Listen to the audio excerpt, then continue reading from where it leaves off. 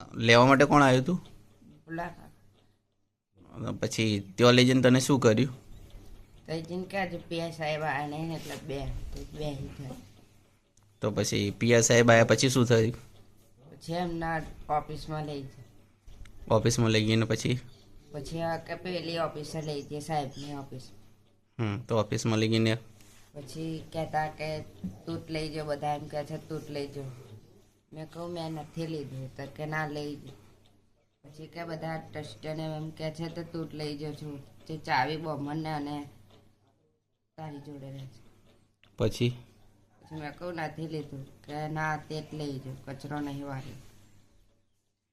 પછી કે હાથ આગળ લાવી તે હાથે પટ્ટો માર્યો. પછી ઊભા થઈને પછી બે હાથે પછી ખેંચીને પછી બીજે કઈ મારે? પગમાં માર સાહેબ. બેને મારે? સાહેબે પછી પગમાં માર. કયા સાહેબ? હાથે કેને મારે હાથે? બેને માર પીઆઈ જાતે? અને પગમાં સાહેબે માર. સાહેબને તું ઓળખું છું? એમનું નામ નહીં ઓળખો.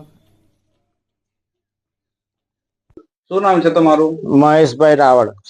શું ઘટના બની છે? ઘટના એવી બની છે કે લીંબોજ માતાના મંદિરે મારો છોકરો ગયો હતો કચરો પોતું કરવા અને ત્યાં ચોરી થઈ છે. અને આ લોકોએ સકના ડાયરામાં પોલીસ સ્ટેશને લઈ ગયા હતા સાહેબ. અને સકના ડાયરામાં લઈ જઈને મારા છોકરાને માર માર્યો છે, બરોબર બહુ માર્યો છે. હાથમાં માર્યો છે અને પગમાં માર્યો, બરોબર માર્યો અને ચામડા નીકળી ગયા અને એનાથી ચલાતું બી નહીં સાહેબ. અને તમારથી આ કોઈ વિડીયો જોવે એ સાહેબ સપોર્ટ કરજો અને મારા છોકરાને ન્યાય અપાવજો, એટલું કરજો મારે સાહેબ, ન્યાય અપાવજો સાહેબ. તેમ છતાં જલ્દી હું અહીંયા આવ્યો. મેં કહું મારે જવું જોઈએ અને અહીંયા આવીને જોયું છે તો ખરેખર આ રીઢો ગુનેગાર નથી. અને મોટો રીઢો ગુનેગાર હોય તેની તપાસવાની રીત હોય, પણ આ રીતે સીધા મારવાના ગામના જે મુખ્ય ચૂંટીને આવેલા પ્રતિનિધિ એવા સરપંચ કહેવાય, સરપંચને પણ ધમકી આપીને ગાડીમાં બેહાડી દેવાય એ ખોટું છે, બિલકુલ ખોટું છે. ને આ રીતે એના બા પણ ખૂબ જ વૃદ્ધ છે ને એમને પણ ખૂબ ગભરાઈ ગયા છે ને એ સ્થિતિમાં આજે અહીંયા અમે મુલાકાત લીધી છે. ગામ આગેવાનો પણ અહીંયા છે.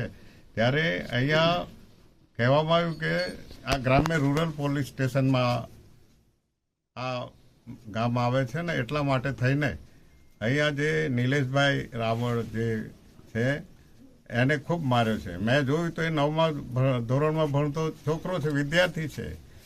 આ પોલીસ જે કઈ હોય, જમાદાર હોય, પીઆઈ હોય, પીએસઆઈ હોય, ડીવાયએસપી હોય કે એસપી સાહેબ, એસપી સાહેબની કામગીરી તો ઘણી સારી છે. મેં જોયું છે, અનુભવ. ગઈકાલે પણ દેવ સોજના હતા, કંઈ હું વીરપુર હતો એ દેવ આવેલા.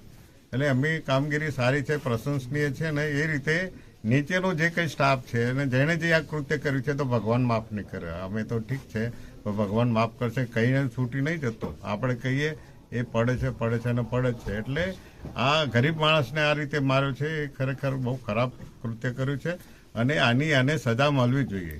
હું ને ધવલભાઈ બેઠેલા ત્યારે ત્યાંના પીઆઈ પણ એવું કીધું કે હું નહીં આવી શકું, અમારા ડીવાયએસપી કે અમારા પોલીસ અધિકારી વિરુદ્ધ અમે. અરે એવું કેવું હોય, એ બરાબર ના કહેવાય. એટલે અહીંયા આનું રિઝલ્ટ આવે, પરિણામ આવે. અમે પણ જંપીશું નહીં. થોડા દિવસમાં 16મી તારીખે વિધાનસભા ચાલુ થવાની છે. પછી સાચું હોય તો સાચું અમે ત્યાં રજૂ કરીશું. ધવલભાઈ છે, હું છું. એટલે અહીંયા કરવું હોય તો બધું જ થઈ શકે, પણ અહીંયા કોઈ ફૂટશે નહીં. એ બાલાસીનું જે કંઈ થતું હોય થાય, નહીં તો મેં મારા જીવનમાં કોઈ પણ ખેડૂતો માટે બે કપડો જઈને પોલીસનો મારેલી છે પીઆઈ, એમાં કશું એ છે નહીં. આ ઉદ્દેશી આપણા જિલ્લા પંચાયતમાં ચૂંટાયા ત્યારે 100 SRP હતી, અરે 100 બોર્ડર પોલીસ હતી, ફાયરિંગ થયું હતું, બરાબર, ટીયર ગેસ છોડ્યા હતા અને 14 વર્ષ કેસ ચાલ્યો. એટલે આપણે કદાચ કોઈને હોય, કોઈ નવા છોકરાઓને ખબર ના હોય.